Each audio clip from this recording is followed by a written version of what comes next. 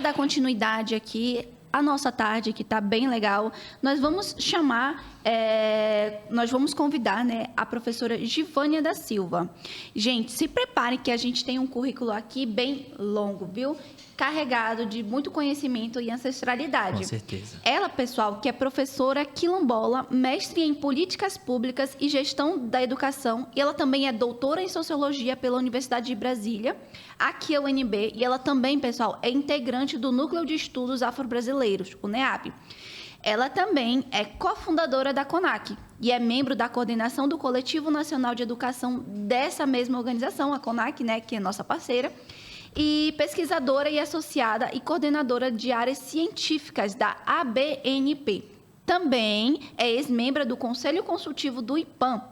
Também é membro do Fórum Nacional de Educação, o FNE. Caraca, isso aí, não é muita ancestralidade, isso aí é muito orgulho, na verdade, para a gente poder falar aqui com vocês, porque ela também é conselheira do Conselho Nacional de Educação, CNE, e atua na presidência da Câmara de Educação Básica, integrante da rede de ativista pelo direito à educação do Fundo Malala no Brasil, integrante da Cátedra da Educação Básica, USP, coordenadora da Escola Nacional de Formação de Meninas Quilombolas e do Coletivo Nacional de Educação da CONAC, autora do livro Educação e Luta Política no Quilombo de Conceição das Crioulas e organizadora do livro Educação Quilombola, Territorialidades, Saberes e Lutas por Direitos, e de vários artigos sobre a educação escolar quilombola e perspectivas territoriais. Diretamente, pessoal, sabe da onde? Lá de Pernambuco para a Rádio Nacional dos Povos e para o mundo. Com certeza, muito obrigado aí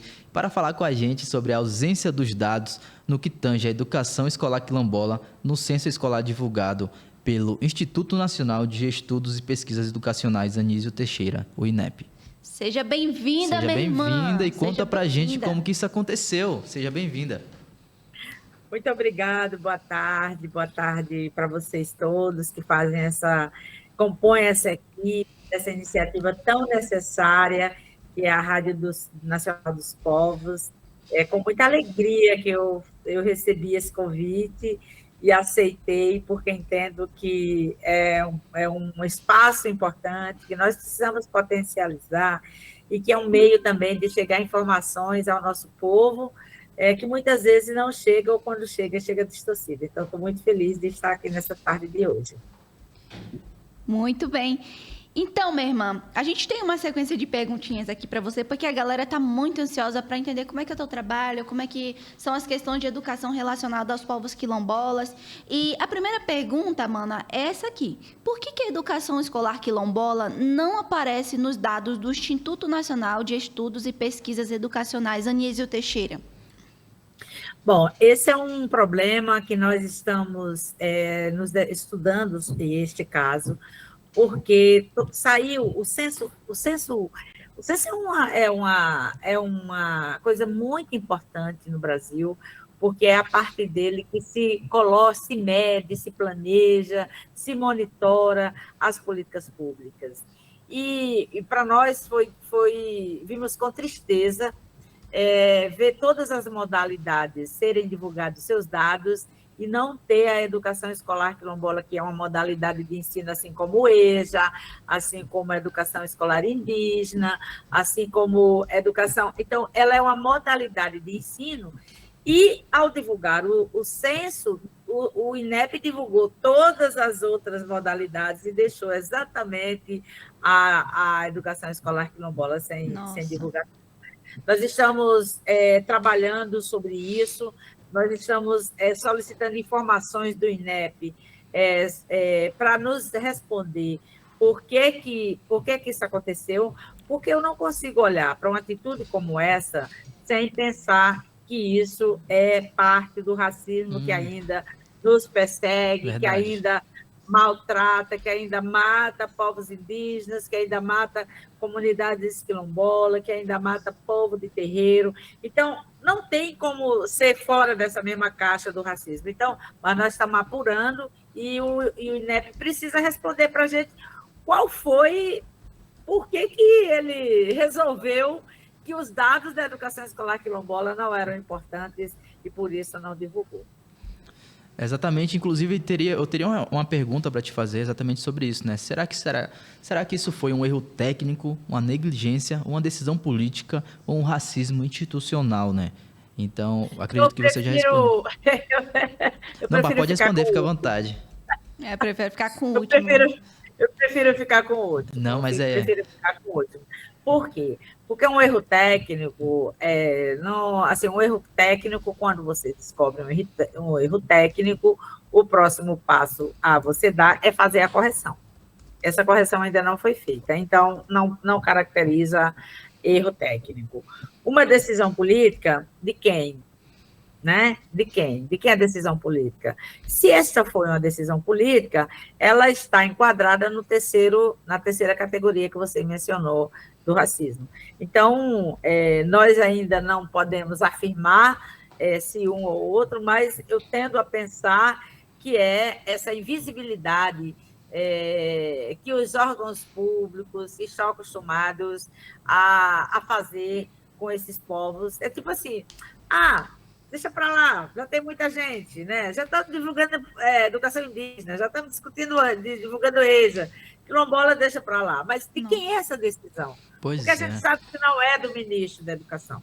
A gente sabe que não é, do ministro. Então, de quem foi? Foi um técnico que disse que não era importante, aconselhou para que não saia?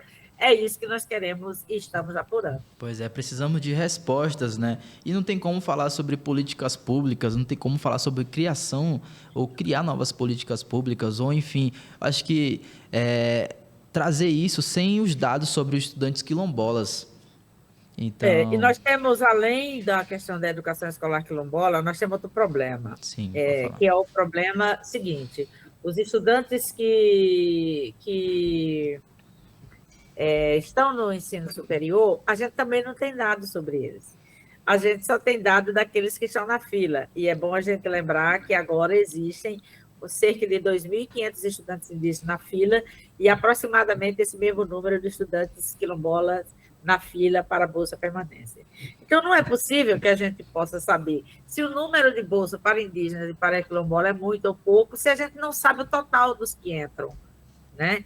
Então, são várias casinhas, várias caixinhas que nós ainda precisamos desgastar para a gente poder ter acesso a esses dados e se tornarem públicos e a gente tensionar e até colaborar com o Estado brasileiro, que é o que nós fazemos sempre, tanto os povos indígenas como nós.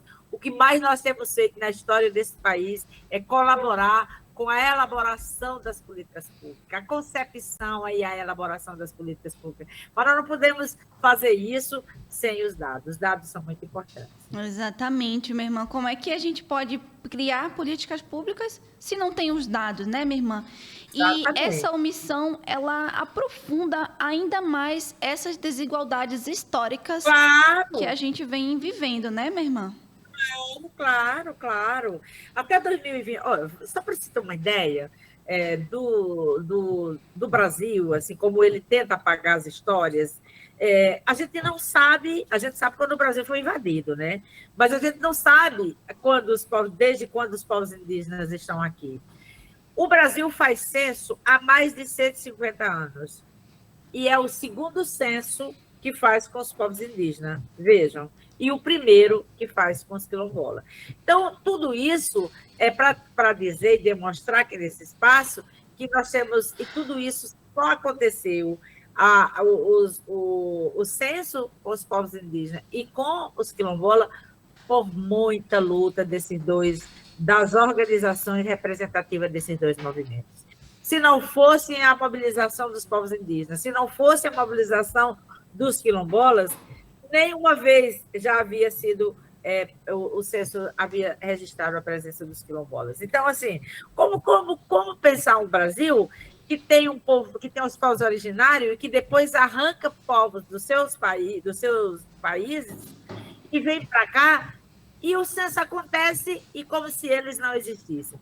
Isso é a materialização do apagamento e da invisibilidade que a todo custo o Estado brasileiro tenta fazer conosco. Mas eu acredito que nós estamos lutando e sempre lutamos, continuamos lutando, e nós vamos, com a força dos nossos ancestrais e muita energia dos que aqui estão, sair desse lugar de invisibilidade a que nos colocam desde sempre. Givânia, você começou a falar sobre o conhecimento do ministro da Educação, então ele tem conhecimento sobre essa falta, né, ou esse racismo, na verdade, que vem acontecendo dentro da educação escolar quilombola? Como que está essa situação? Então, em relação a esse episódio agora do censo, eu não posso dizer que a gente não conseguiu ainda sentar com o Ministério da Educação para isso. Já Sim. Fizemos uma primeira rodada com o INEP, mas assim, o INEP é uma autarquia que tem uma certa autonomia, né? Ligada ao Ministério, mas tem uma certa autonomia. Mas da questão do racismo no todo, é claro que o ministro tem conhecimento, porque se não tivesse, ele não estava junto com a secretária Zara ali, formulando e apoiando a elaboração das políticas públicas. É por reconhecer que esse Brasil é tão racista ainda, e o racismo está em todos os lugares, que a gente tem políticas já constituídas para os povos indígenas e também para as comunidades quilombolas.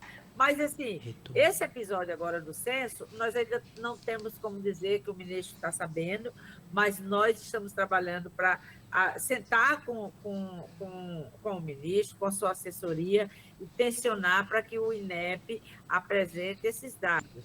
Porque se o INEP fez o levantamento dos dados das demais modalidades, não quero crer mesmo que ele passou despercebido sobre a modalidade da educação escolar quilombola, depois de tantos esforços que a SECADI tem feito para a construção dessa política, e a força que o movimento quilombola tem empregado para que essa modalidade seja efetivada. Então, eu ainda tenho esperança de que esse dado seja corrigido. Se não for corrigido como erro técnico, embora faça parte dessa construção racista, a gente vai ter que acionar os meios cabíveis para que esses dados possam ser disponibilizados, para que a gente possa ter acesso e saber qual é o estado da arte dessa política tão importante para nós. Sim, sim. Então, pelo que a senhora está colocando aqui, ainda não existe prazo para que esses dados eles sejam divulgados corretamente, né? Ainda tem uma pressão aí do movimento quilombola para que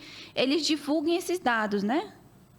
Nós estamos na pressão para que isso aconteça, mas nós só vamos ter uma data quando o INEP nos responder por que é que ele não publicou, né? E quais foram as razões que levaram a essa não publicação.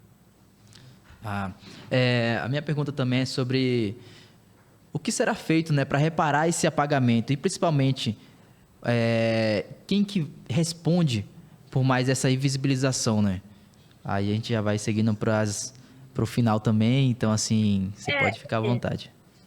Tá, eu acho que, assim, a reparação disso é a divulgação.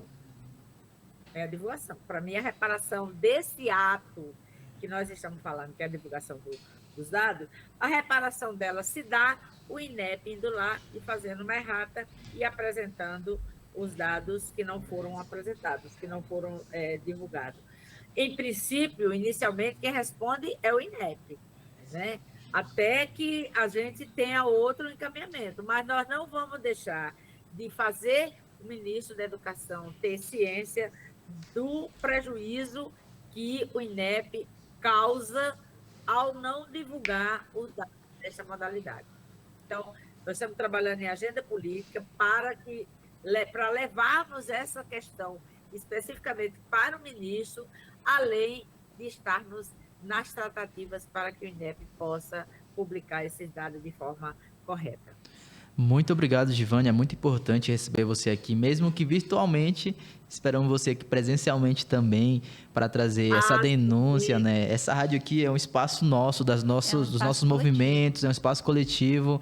E você seja bem-vinda quando você quiser e quando precisar. Quiser deixar um recado também, né, Sam? Sim, muito obrigada, Givânia. Eu acredito que aqui pela Rádio Nacional dos Povos, nós somos uma ferramenta também de visibilidade. Então, através das incidências políticas que a CONAC está fazendo para que esses dados eles sejam corretamente divulgados, nós, enquanto a PIB, também cobramos que esses dados também eles sejam divulgados, porque é muito importante que isso seja corrigido, né? E que a educação escolar quilombola ela seja, de fato, esteja essa reparação. Pois eu também agradeço demais aqui o convite para estar nesse espaço. Contem comigo, me chame a hora que vocês quiserem, e eu vou estar sempre pronta para a gente trazer informações, para a gente divulgar, porque, como você disse, esse também é um espaço de correção dessa invisibilidade que se tenta colocar sobre os povos todos os dias. Então, muito obrigado pelo convite, estarei à disposição para voltar. Quero voltar presencialmente. Com certeza. Sim, a gente espera você aqui. Dar um abraço em vocês. Aí, com certeza. Trocar isso, tá bom? E queremos estar acompanhando também, viu?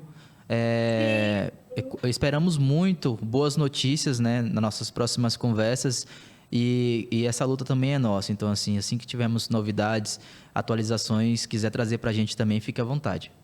Com certeza, com certeza. Assim que tiver novas informações, voltaremos aqui para compartilhar com vocês ou para passar para vocês divulgarem aqui nesse espaço que é nosso, tá bom? Muito obrigado. Obrigada. Arrasou, pessoal. Simbora.